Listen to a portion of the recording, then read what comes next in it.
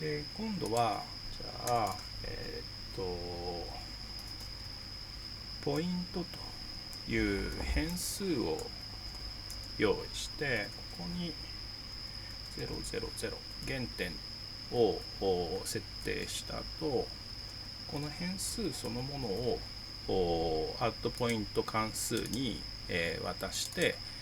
点を打っています。これ同じ結果になると思うんですけど、ちょっとやってみましょうか。再生するとここに点が打たれます。で仮にここに300、300と X 座標が300、Y 座標が300、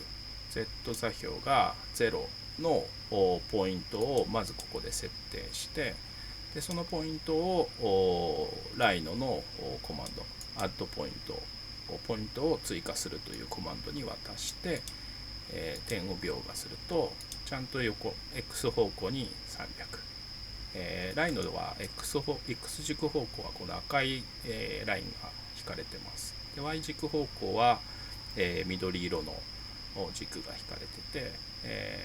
上方向は Z 方向、高さ方向は Z 方向ですね。なので今、先ほどグリッドを300グリッドに設定したので、X 軸方向に300、Y 軸方向に300、Z 軸方向に0のところに点が打たれているのがわかると思います。で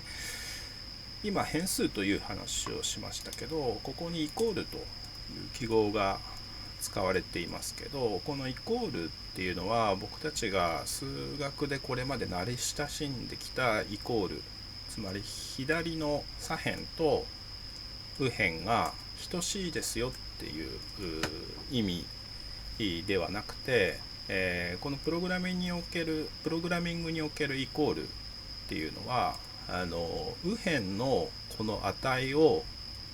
左辺のこのポイントという変数の中に格納しますよっていう意味なんですね。なので例えばこれでプリントポイントというふうにやると、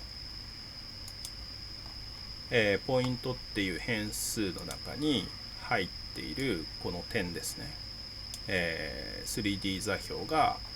プリント分によって下に出力されてます。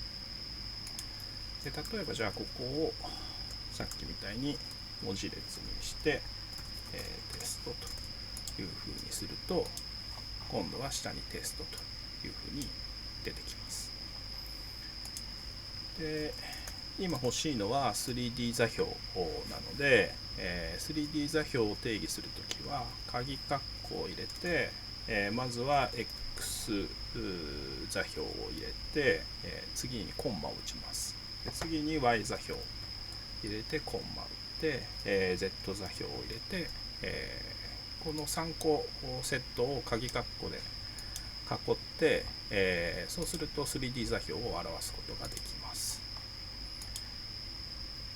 でこのポイントの中にこの 3D 座標を格納して、でこの変数ポイントそのものをライノのアッドポイント関数に渡すと、ここですね、今 X 方向に600、Y 方向に300、Z で、Z 方向に0のこのポイントが打たれるということになります。で